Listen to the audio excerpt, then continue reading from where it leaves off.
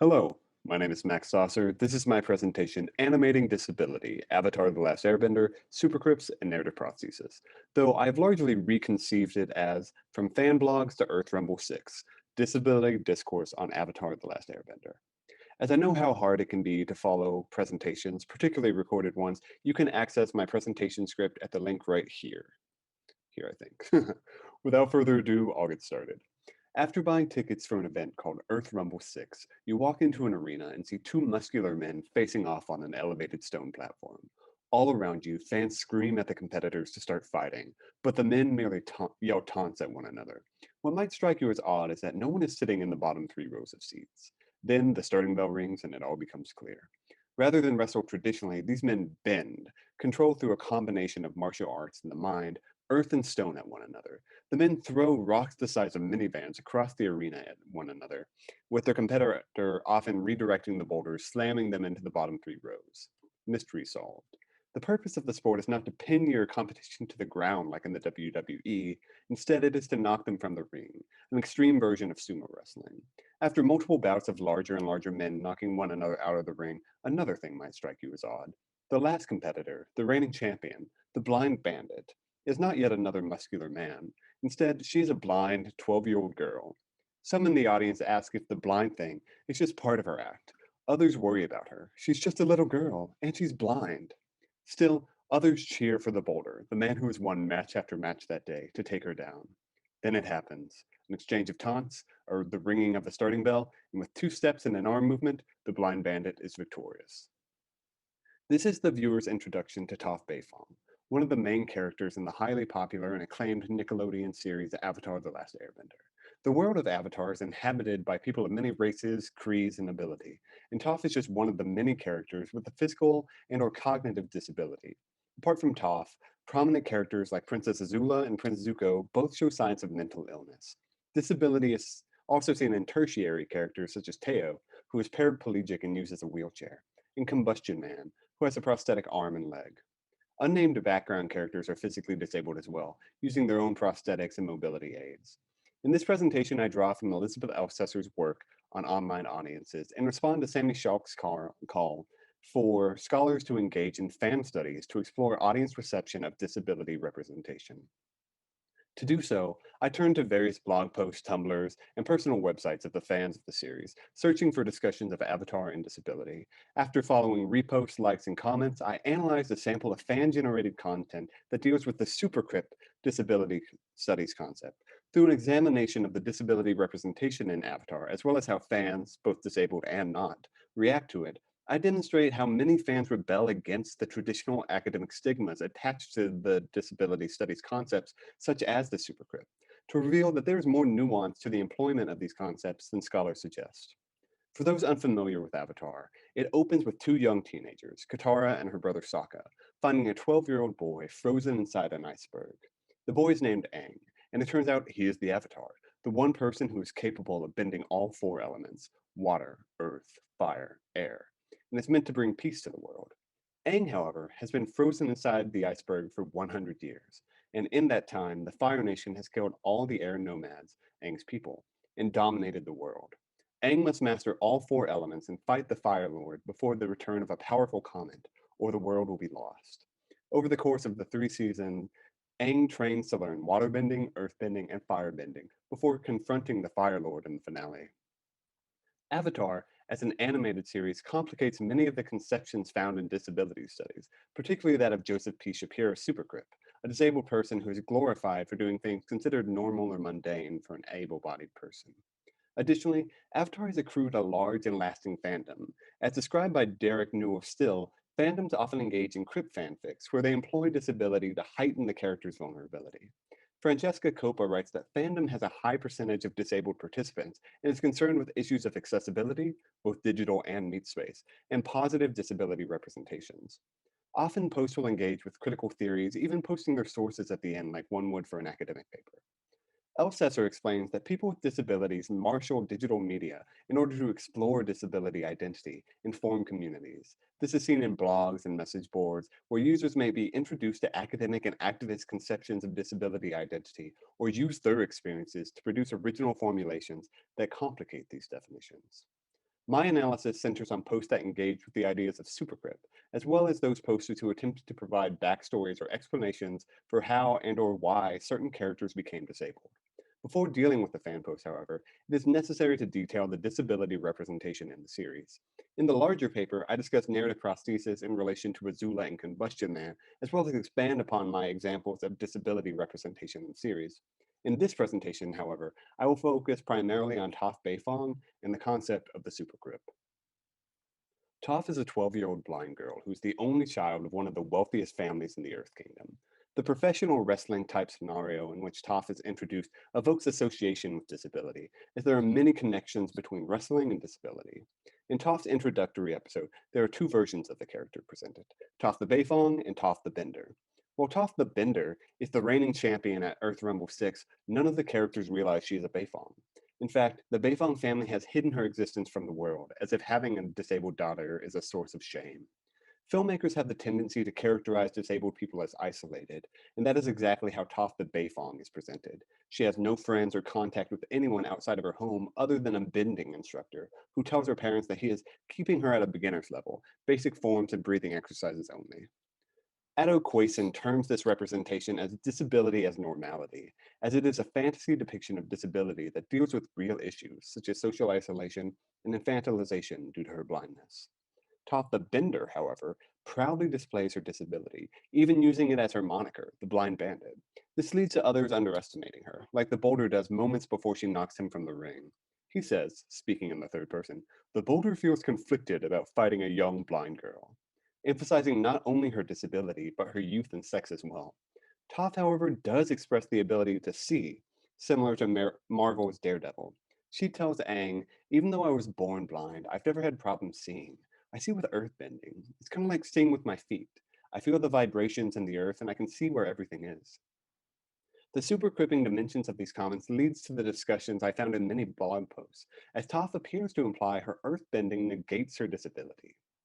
Toph is of major interest to the bloggers as her spunky personality, her exceptional abilities, and her embrace of her blindness make her a fan favorite. Many bloggers debate whether or not Toph is a supercrypt, and if she is, whether that is a bad thing. The conception of the supercrypt is used differently by different authors. Schalk writes, the term supercrypt seems to have emerged colloquially within the disability rights community in the mid to late 1970s as a pejorative term for overachieving people with disabilities, though it's unclear if the term originally applied specifically to representations or to individual disabled persons directly. Shapiro's description seems to be more about how non-disabled people view inspirational disabled people. Eli Clare uses the term in a similar way when he describes various supercrypts. A boy without hands bats a 486 on his little league team. A blind man hikes the Appalachian Trail from end to end. An adolescent girl with Down syndrome learns to drive and has a boyfriend.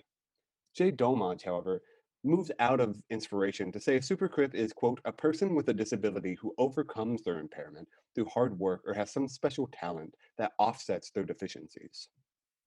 While Shapiro and Clare's definitions do not apply to Toph, Dolmage's certainly does. In many ways, though certainly not all, she has her blindness all but rendered moot through her super abilities. Dolmage's definition, however, is complicated when considering that Avatar is a fantasy series. As Sammy Schalk writes that, quote, genre may even alter what we count as a supercrypt narrative at all. Schalk argues that using supercrypt as a category for individual persons with disability makes us complicit in the ableism that constructs such low expectations for people with disabilities that all achievements are considered extraordinary. Instead, we should refer to supercrypts as a narrative form that is constructed around persons with disability. Amit Kama developed two types of supercrypt narratives, and Schalk added a third. The first is the regular supercrypt narrative, which focuses on the person with disabilities, real or fictional, who gains attention for mundane accomplishments, which, because of their impairments, are considered exceptionally successful. The second is the glorified supercrypt narrative, which focuses on a person with disabilities who achieves feats that even non-disabled persons rarely attempt. Schalk's edition is the superpowered supercrypt narrative, which is primarily a fiction, television, or film representation of a character who has abilities or powers that operate in direct relationship or contrast to their disability. Superpowered supercrypt narratives are more common in fantasy and science fiction genres than other narrative types. Josephine Walvara writes about the character Chirrut Imwe from Rogue One, Star Wars story, as an example of a superpowered supercrypt narrative. Much like Toph, Sharud is a blind character who is capable warrior due to his special ability, in his case, his connection with the Force. While Vara argues that Sharud can actually be understood as an empowering portrayal of a person with disabilities, because rather than fall back on tropes associated with blind characters, Sharud proposes an alternative to these ableist fears by showing that disability does not necessarily make one weak nor dependent. While Vara's description of Sharut being a supercrypt and a positive, empowering portrayal of disability may strike many as odd, as Schalk notes, quote, at the very word supercrypt, disability studies sharpen their critical claws to rip to shreds what has now become quite the infamous figure. This, however, is an issue in disability studies that Schalk attempts to address with her reevaluation of the term. Because, quote, disabled people generally do not always find supercrypt representations to be entirely oppressive or problematic. While academics may point out all the negative associations and ramifications of supercrypts, of which there are many, persons with disabilities can feel differently, even empowered by larger than life representations of disability. The blog post I analyzed demonstrated the conflicted feelings of many persons with disability. One Tumblr titled Disnability, run by a group of 4 people who call themselves R2J2, there was a post that said, Toph is a supercrypt, but that's not a bad thing. The purpose of the Tumblr is to, quote, analyze films, cartoons, and animations in relation to disabilities in media. R2J2 writes that due to Toph's unhuman-like ability to see with her feet and her unhuman ability to hear, she is the perfect example of a supercrypt. R2J2 then provides 2 different definitions of a supercrypt, both of which focus on the inspirational message non-disabled people get from the supercrypt narratives, and how, quote, ordinary disabled peoples are made to feel like failures if they haven't done something extraordinary. R2J2 then states that Avatar plays into stereotypes of disability. However, they believe the message swings towards a more inspiring spectrum for children, as they are taught that even if they have a disability such as blindness, you can accomplish anything, despite what people may say. The post concludes that Avatar provides a message that persons with disabilities should be accepted and treated with normalcy. While one could argue with their statements that Avatar features stereotypical portrayals, R2J2 believe that even if Toph is portrayed as a supercrypt, she is also associated with positive messaging. Stacy Whitman, publisher of 2 books, and that's TU Books, posted Toph, supercrypt, stereotype, or well-rounded disabled characters on her personal website. In the post, she asked her followers if Toph is a supercrypt. She then asked if her readers do think Toph is a supercrypt, how she may be reconceived as a better character. Whitman writes, quote, I don't see Toph in the same way that I see those emotionally manipulative stories of other supercrypts. And she questions how fantasy could feature disability without playing into the supercrypt concept. As one of the main tropes of fantasy protagonists is that the reason they're the protagonists is that they stand out in a crowd, whatever their unique talent is. Whitman identifies as a mostly able bodied person who doesn't always get it, so she turns to her followers, many of whom identify themselves in their comments as disabled. The comments range from, quote, my thinking on Toph is along the same lines as yours. I wouldn't think of Toph as a supercrypt only because her blindness isn't completely negated, and it does affect her throughout the show, end quote, to, quote, I think without a doubt that Toph is a supercrypt as it has been defined. Odd that this is much of a question at all.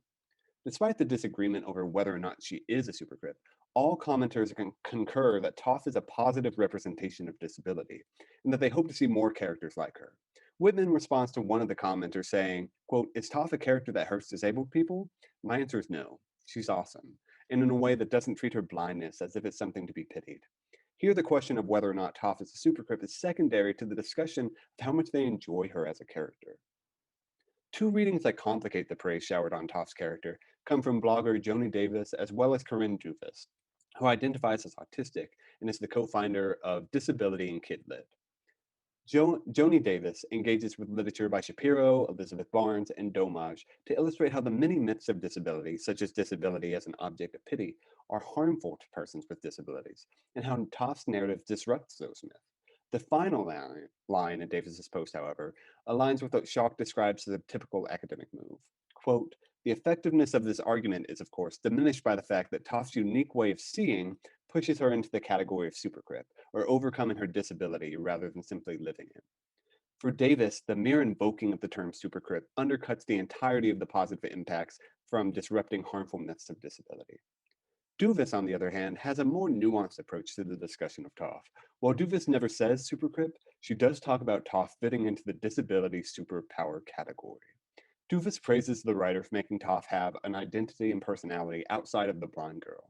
She's a respected character, and while her blindness informs her personality and skills, it doesn't dominate those things.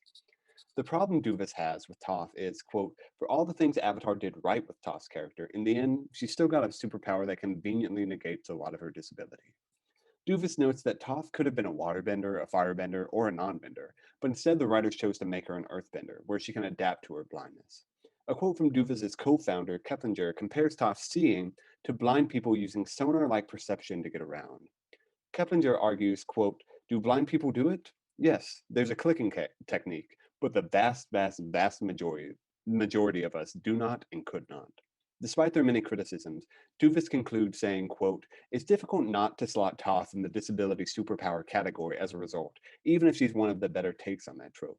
However, disabled people actually exist in this fantasy universe. They're capable and they have agency. That's a damn good start. Each post debated how Toph fit into the supercrypt category, with some saying yes and others saying no. How the fantasy setting impacted these representations was something brought up by multiple posters. The consistent theme, however, was that Toph, supercrypt or not, is an example of empowering disability representation. While academics have tended to place all media that features supercrypt narratives into the negative representation pile, fans think differently, at least when it comes to Toph Beifong, the blind bandit. Avatar experienced great success while it aired, and since concluding, it has produced a number of graphic novel continuations, a sequel series, and an upcoming live action reboot at Netflix.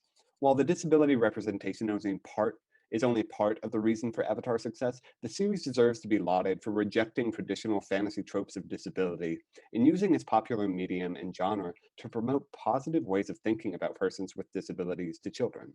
Few academic articles have been written about the series, but as more disability studies scholars discover Avatar and its successors, it would be easy to focus on the supercrypt aspect of certain characters. Even though, as Schalk states, quote, by taking note of medium and genre context, scholars may find that other theoretical frameworks besides the supercrypt are more applicable to certain representations. Even so, the fan response, which varies on the topic of Toph supercrypt, find her to be a positive representation. Many even refer to her and other disabled characters on the series as inspirational. Too often, inspiration is used as a negative in disability studies. Wendy L. Chrisman calls for, quote, a consideration of inspiration as a valuable, rhetorically strategic emotion, which may be employed by persons with disabilities amongst themselves in productive way. Schalk writes that not all inspiration narratives are supercrypt narratives, and not all supercrypt narratives are targeted at a non-disabled audience. Through examining fan responses to the series, scholars will be able to see how persons with disabilities react to disability representation. There will likely never be agreement between scholars or between fans. Through engagement with fans, however, scholars will be better equipped to study media representations of disability, regardless if the media is realistic or set in a fantasy world where 5 children hold the fate of the world in their hands. Thank you very much.